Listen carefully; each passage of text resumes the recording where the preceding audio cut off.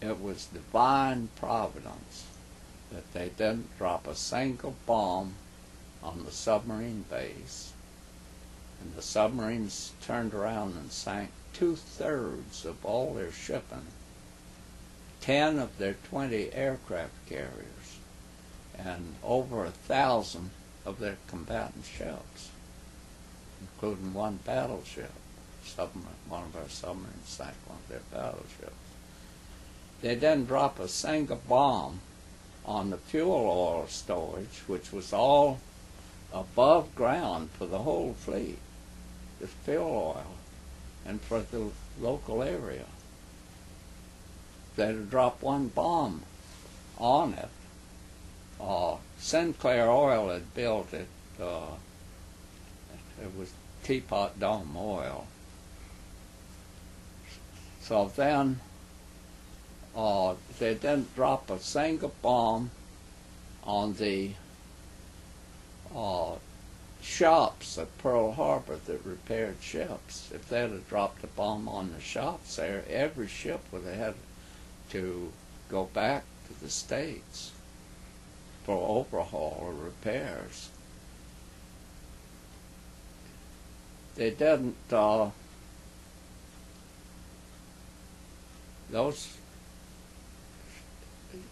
the end of the attack, we had 7 battleships. None of them could move.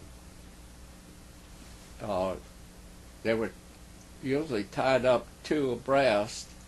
The Oklahoma had rolled over and tied in the ship in front of it. I think it was the Nevada that was sitting with the decks awash. It had sunk to the bottom as far as it could go, and it had crammed in the next battleship over.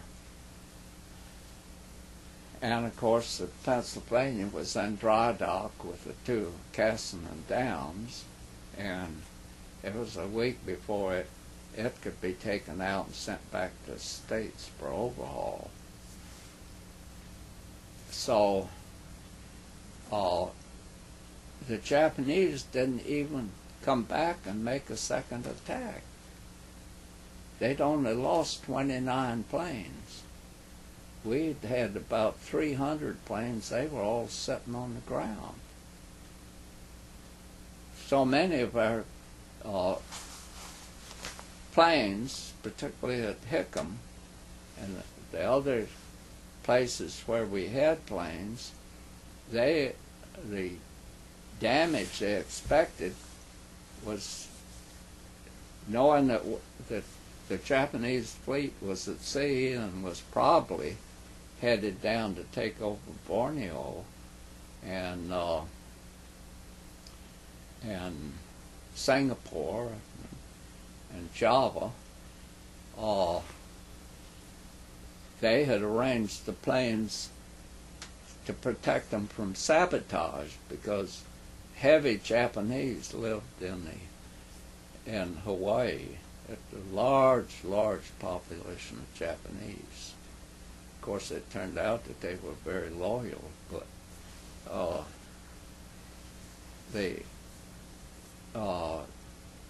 thought that the threat to Honolulu and Hawaii was sabotage from the Japanese. So they practically all our planes, very few of them could fly. And there they sat with 6 aircraft carriers, 2 battleships. We had 2 aircraft carriers that hadn't been touched, but their planes were all gone. We had 7 or 8 battleships, but they were all sitting on the bottom. They could have stayed there and blockaded the Hawaiian Islands and kept anything from coming. There wasn't anything else in the Pacific that could come to the rescue. Or if they, I'm sure they could have stopped anything from being shipped in there by blockading the place. Or they could have come back and dropped a few more bombs and really wrecked the place. But as Admiral Mahan, who wrote a book around 1900 about the influence of sea power on world events, in his book he said the only way you could explain so many events that had turned out differently, where a completely overpowering force hadn't taken full advantage of the situation. He said it was divine providence.